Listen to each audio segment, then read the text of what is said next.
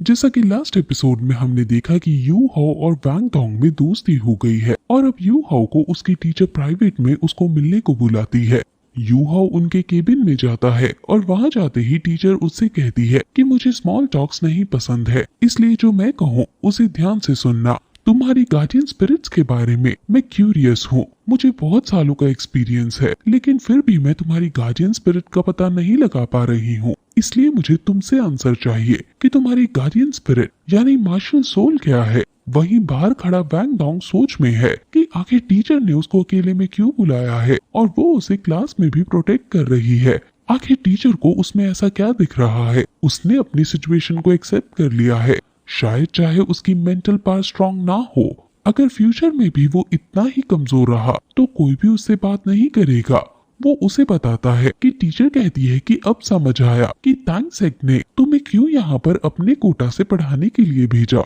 वो फिर उसे अपने साथ डिवीजन ऑफ स्पिरिट गाइड्स में ले जाती है, जहाँ पर सोल गाइड का यूज करके कई एक्सपेरिमेंट किए जाते हैं। टीचर्स वो उसे बहुत ही सीक्रेटिव और प्रोटेक्टिव जगह में लाई है, जहाँ कई स्टूडेंट सोल गाइड टूल्स पर काम कर रहे हैं और वहाँ टीचर्स वो यहाँ के इंचार्ज के पास उसे लाकर कहती है कि ये बच्चा स्पिरिट गाइडिंग टूल के लिए एकदम परफेक्ट है। इंचार्ज यू हाओ को अच्छे से देखता है और कहता है कि इसकी बॉडी कमजोर है और ये सबसे वीक वाला सोल गाइड टूल भी यूज नहीं कर पाएगा यहाँ पर। लेकिन टीचर्स वो के इंसिस्ट करने पर वो उसे मौका देने को मान जाता है और यू हाओ वहाँ अपनी सोल टेक्निक का यूज करता है और इंचार्ज के आसपास की चीजों को स्लो बना देता है। इंचार्ज के आसपास की सारी चीजें जो कि 10 मीटर की रेंज में है, उनको इंचार्ज स्लो मोशन में फील कर पा रहा है। वो इससे शॉक हो जाते हैं कि ये इस पावर को अपने टीममेट को भी शेयर कर सकता है। वो इससे इम्प्रेस होकर पूछते हैं कि आखिर ये तुम्हारे पास केवल 10 साल पुराने स्पिरिट बीस्ट की स्पिरिट रिंग से कैसे आई।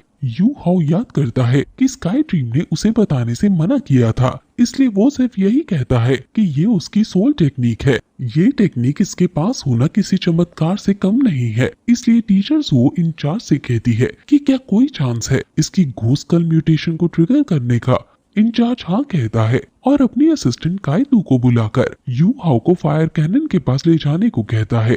कायतू उसको फायर कैनन प्रैक्टिस एरिया में ले जाने लगता है और इंचार्ज टीचर जुओ से कहता है कि मैं 12 साल से भी ज्यादा सालों से यहाँ रिसर्च कर रहा हूँ और यू एम्पायर के बाद हमने बहुत ज्यादा खतरनाक स्पिरिट गाइड टूल बनाए हैं और वो बहुत अच्छे से चल रहा है, लेकिन कमी है तो सिर्फ उसके यूजर की। हमें कोई ऐसा नहीं मिला जो उसको यूज कर पाए। स्पिरिट गाइड टूल्स को यूज करने के लिए सोल पावर का यूज होता है और हम इसे हायर स्केल पर यूज नहीं कर सकते क्योंकि इसके साइड इफेक्ट्स भी होते हैं। मैंने बहुत सारे स्पिरिट गाइड्स टूल्स बनाए हैं, लेकिन कभी उन्हें स्पिरिट मास्टर्स को देने का नहीं सोचा। हालांकि कुछ स्पिरिट मास्टर्स इनको यूज करते हैं, इसलिए अगर हम स्पिरिट गाइड टूल्स में और ज्यादा एडवांसमेंट ला सके तो ये हमारी एकेडमी के लिए बहुत बड़ी बात होगी। कायतू यू हाओ को फायरिंग रेंज में ले जाता है और खुद स्पिरिट गाइडिंग टूल गन पहन लेता है और वो टारगेट पर शूट करता है और उसका निशाना काफी अच्छा है। वो सभी टारगेट्स को शूट कर देता है और नेक्स्ट लेवल पर आ जाता है। अब उसके सामने मूविंग टारगेट्स है जो जल्दी जल्दी मूव कर रहे हैं और उनको ऐसा लग रहा है मानो वो आसमान में किसी पक्षी पर उड़कर किसी और उड़ने वाले जानवर पर हमला कर रहे हैं और उन्हें शूट करके सभी को मारना है। कायतू सभी पर शूट करता है और अब यू हाओ अपनी सोल टेक्निक का यूज करके उनके आसपास की जगह को स्लो कर देता है, जिससे उनके लिए ये टारगेट्स बहुत धीरे धीरे मूव होने लगते हैं और वो सभी पर निशाना लगा देते हैं सिवाय एक के, क्योंकि वो टारगेट थोड़ा दूर था और सिर्फ 10 मीटर तक के एरिया में ही वो स्लो मोशन से चीजों को देख पा रहे थे। वो यू हाओ की तारीफ करते हैं, लेकिन उससे कहते हैं कि तुम्हारी रेंज इनफ नहीं है अभी। वहाँ इंचार्ज भी आ जाते हैं और कहते हैं कि अगर हमें इसका कुछ बेनिफिट लेना है तो कम से कम इसकी रेंज 100 मीटर होनी चाहिए। इंचार्ज का नाम फैन यू है और यू हाओ फैन यू के पास आकर कहता है कि जैसे जैसे मेरी सोल पावर बढ़ेगी वैसे वैसे मेरी ये सोल टेक्निक की पावर बढ़ती जाएगी। उसको इस बात पर यकीन नहीं होता क्योंकि सोल टेक्निक की पावर बढ़ती नहीं है। यू हाओ कहता है कि जब से उसके पास ये सोल टेक्निक है उसकी रेंज हर बार 1 मीटर बढ़ी है। वो मान जाते हैं और कहते हैं कि जब तुम 100 मीटर की रेंज को अचीव कर लोगे तब हम तुम्हें जरूर कंसिडर करेंगे। मैं तुम्हें स्पिरिट गाइड टूल्स बनाना सिखाऊंगा। इस पर वो खुश हो जाता है और अब इंचार्ज फिर से काइतू को यू हाउ की स्पिरिट गाइड की जानकारी देने को कहता है। वो यू हाउ को अपने साथ ले जाते हैं और यू हाउ कहता है कि स्पिरिट गाइड टूल की पावर बहुत ज्यादा है, जिस पर वो कहते हैं कि सबसे ज्यादा टूल को हम सीखते हैं वो मेली स्पिरिट गाइड टूल है और उनके नाम है रिमोट स्पिरिट गाइडिंग टूल और स्पेशल स्पिरिट गाइडिंग टूल। ये तीनों मिलिट्री स्पिरिट गाइड्स हैं और इनके अंदर अलग अलग एट्रीब्यूट्स हैं, जैसे ice, fire, defence. Shooting spirit guide shooting spirit guide tools जो होते हैं उनमें बहुत प्रेशर की जरूरत होती है, इसलिए फैनियो तुम्हें लाए थे ताकि तुम अपने घोस्ट डिटेक्टर का यूज करके टारगेट लोकेशन को डिफाइन कर सको। और अगर तुम ऐसा कर सको तो इन स्पिरिट गाइड टूल की ताकत 10 गुना तक बढ़ जाएगी। ये सुनकर वो शॉक हो जाता है।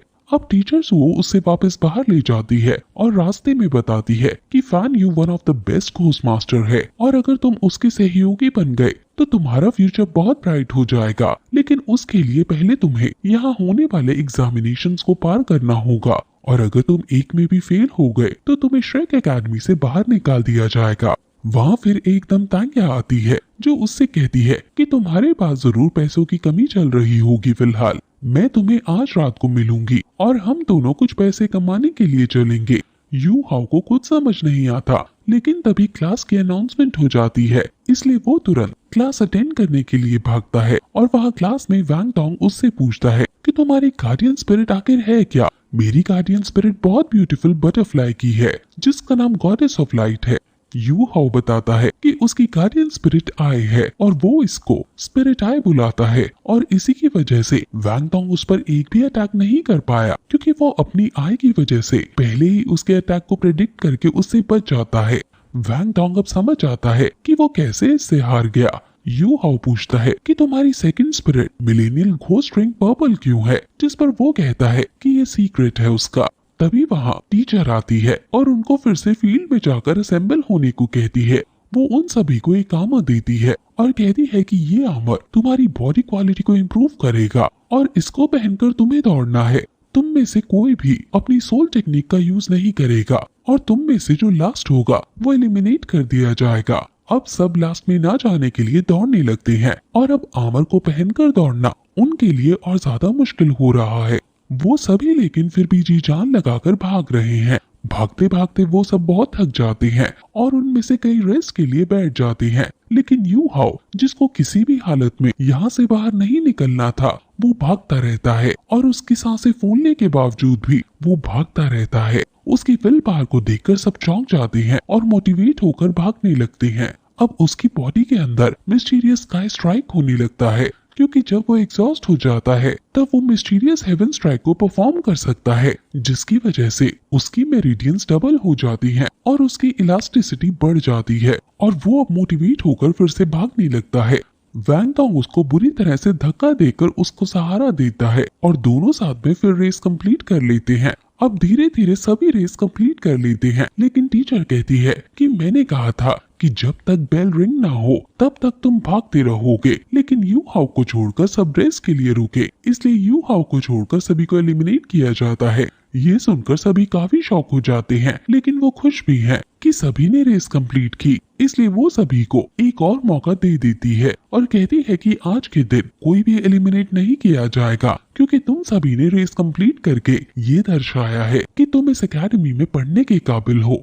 तुम्हें यू हाउ से जो मोटिवेशन मिली थी और जिसकी वजह से तुम रेस को छोड़कर फिर से भाग खड़े हुए वो सराहनीय है, इसलिए मैं यू हाउ को मॉनिटर बनाती हूँ इस क्लास का। सभी यू हाउ को हवा में झुलाने लगते हैं और फिर ये एपिसोड यहीं खत्म हो जाता है।